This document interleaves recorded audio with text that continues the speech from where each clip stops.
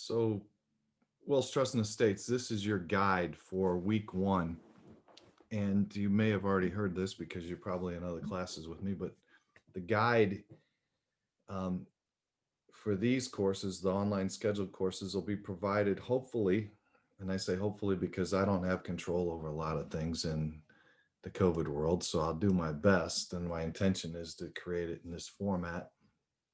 But it's hopefully going to be provided in video and audio.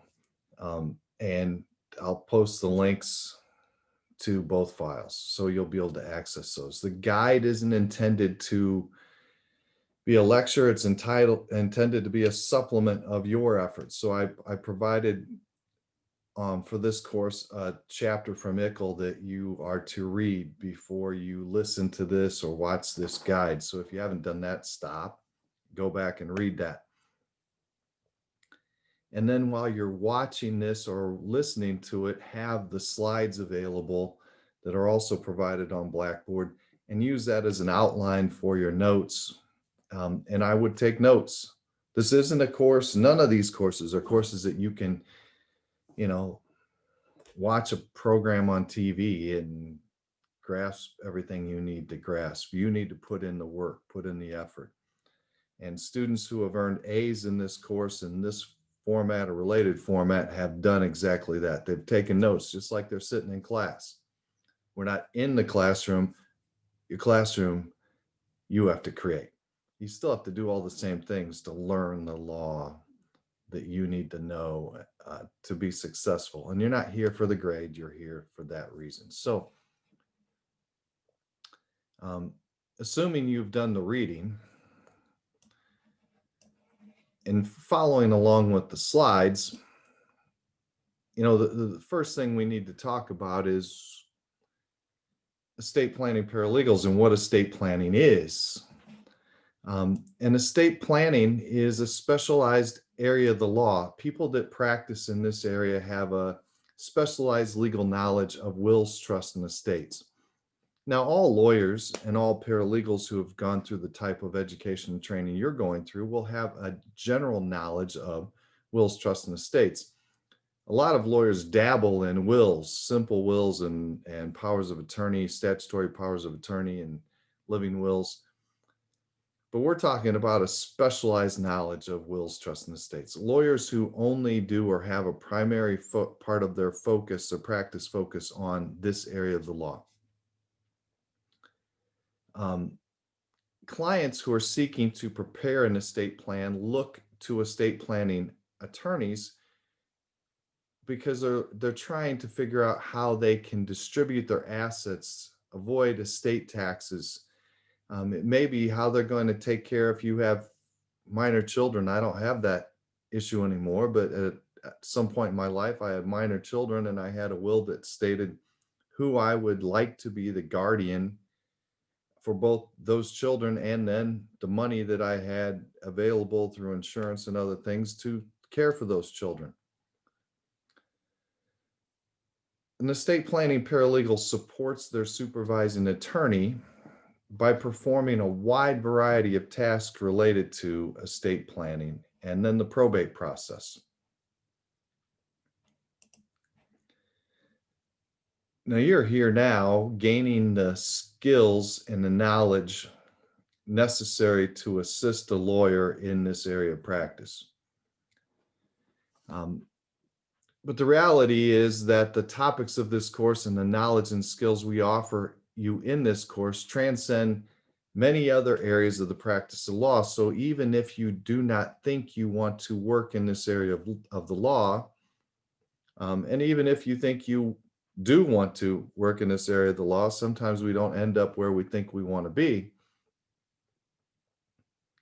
Like most other courses that we present in this program, these topics may not end up being what you typically deal with every day in your practice, but it's likely you will at some point deal with these topics in your future career, some way, shape, or form.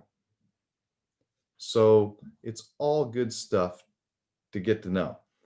And we will get into these things in greater detail, but one of the things, one of the primary tasks of a paralegal working in this area is client interaction. And that's true in almost every area of the practice of law, but in this area, especially, maybe not as much for those of you in family law as the family law paralegal, but probably pretty close. There's a lot of client contact. You will work closely with the client. You may handle the initial call and the request for an appointment, where you'll do, if we've had family law already, you've heard about initial intakes in that role. You may talk to the client before the lawyer talks to the client. Get a good idea about what the client is looking for, what the client has available as far as information, and then talk to the lawyer about whether the lawyer wants to set a follow-up appointment with the client. And then when you set that follow-up appointment, you may go back and ask that client to bring in certain information, documents.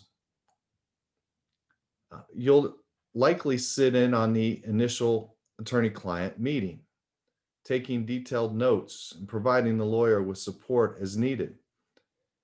During those initial attorney-client meetings, estate planning paralegals gain an understanding of the client's estate planning goals. What is their goal? How do they want to, hold, maintain, and then distribute their property upon their death?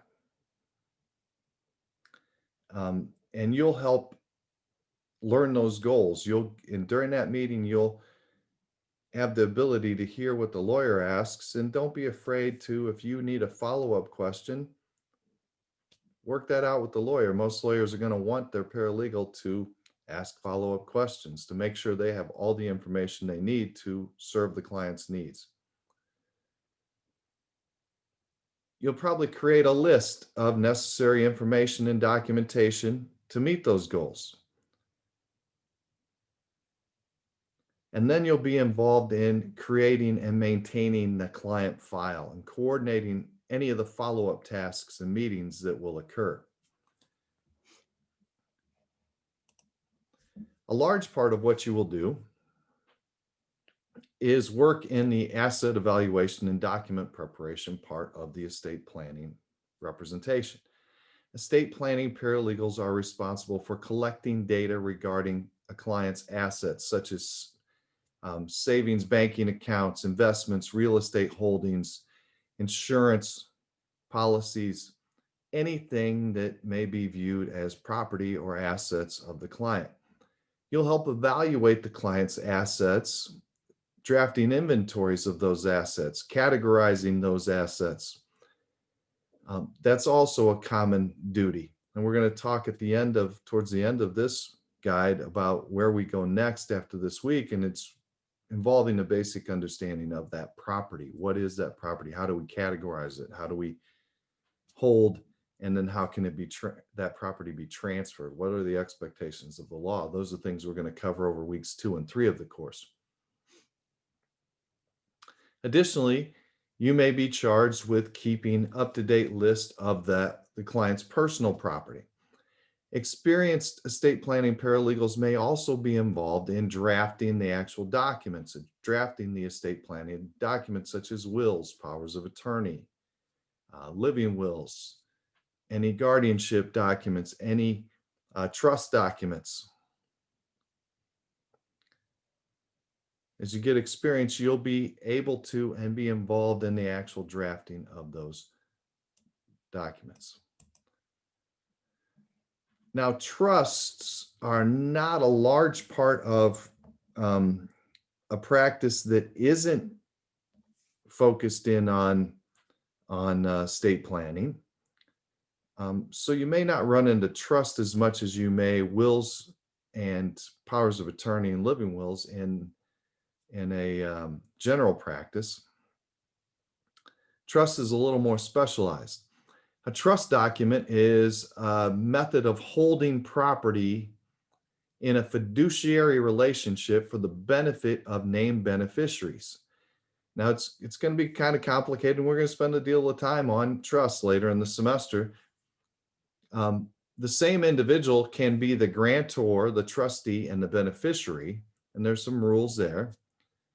But the trustee is that fiduciary, that person who is by the trust document designated to manage the trust property for the benefit of someone else, beneficiaries. And it's an agreement. There's specific expectations in this document. The trustee has to act in accordance with that trust document.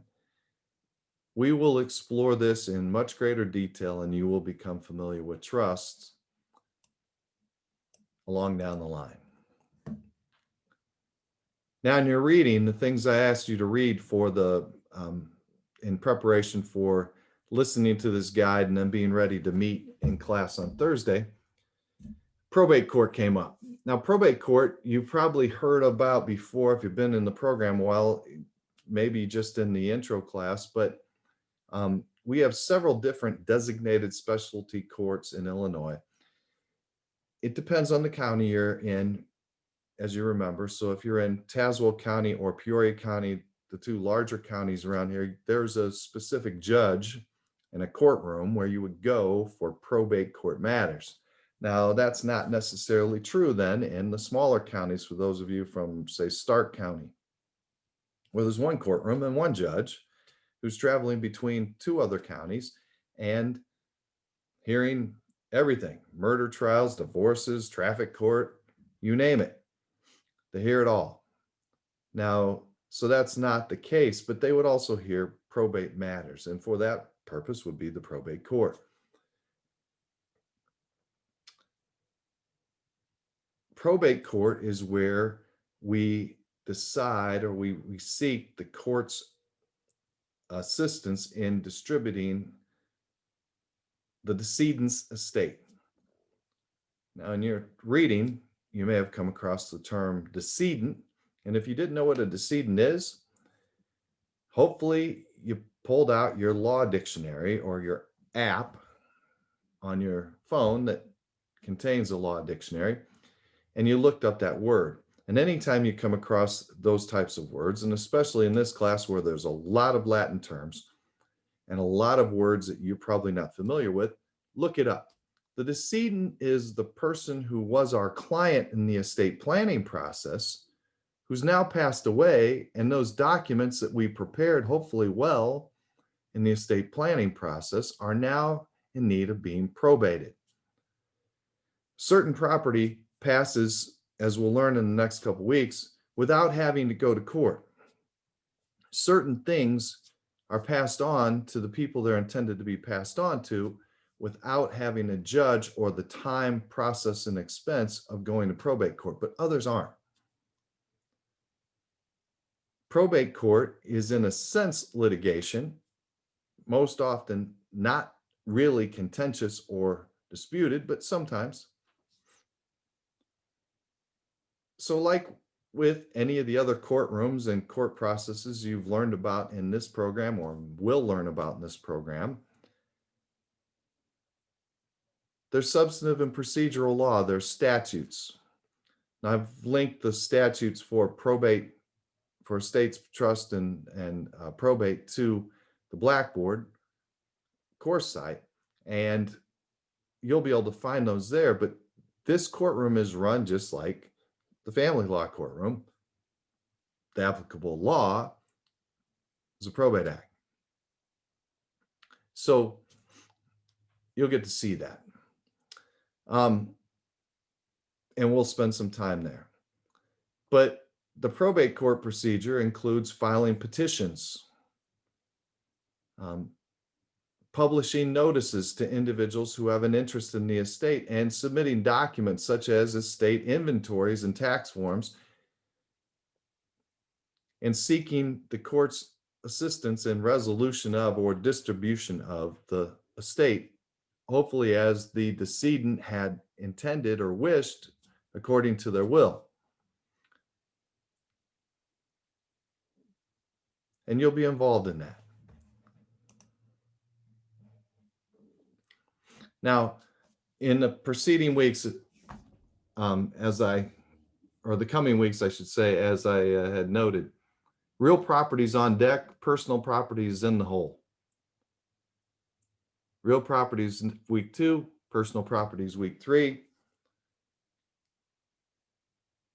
You can't advise, plan, or prepare documents for the distribution of property without having a basic understanding of how the law classifies, regulates, and views property and the ownership, transfer, and distribution of that property. Property is classified into two main categories: real, land, and anything attached to the land, property that is passed by title and a process. And then personal. Anything that's not real is personal property. We're going to devote a week each to these categories, so you'll have at least a general understanding of both categories. For perspective, your supervising lawyer, and for this class, your supervising lawyer, had many semesters, multiple semesters of courses on property. Not necessarily my favorite courses back in the day, but valuable nonetheless. I actually didn't have a great time in the general property course, but then I had Bob Cradaville, who was the expert in Illinois and drafted most of the documents for Chicago Title Company, as my real estate professor, and it all came together in that class. But I'm going to give you the Cradaville slant and give you the things you need to know in a way you need to know them, and hopefully that helps you out, because we don't have multiple semesters to devote to property. There's some assignments posted on Blackboard. The way this works is, before you come to class on Thursday night on Zoom, you are to have done these things. Done the reading, listened to or read or watched this guide. There's a pre-class assignment each week. The pre-class assignment has to be posted as a PDF file by the start of class. It demonstrates that you did all those things, that you did the reading, that you watched or listened, that you've done some work to own the material, that you come to class prepared to discuss or ask questions of the material, because I won't repeat or have a lecture on Zoom.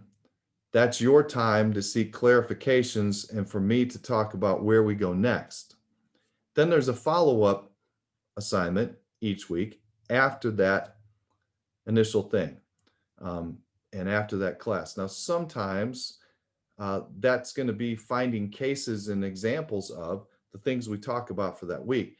Other times in this class, it's going to be you creating documents or things that you can use as writing samples to show that you can do this kind of work. For instance, at some point in the semester, you are going to draft a will for a classmate.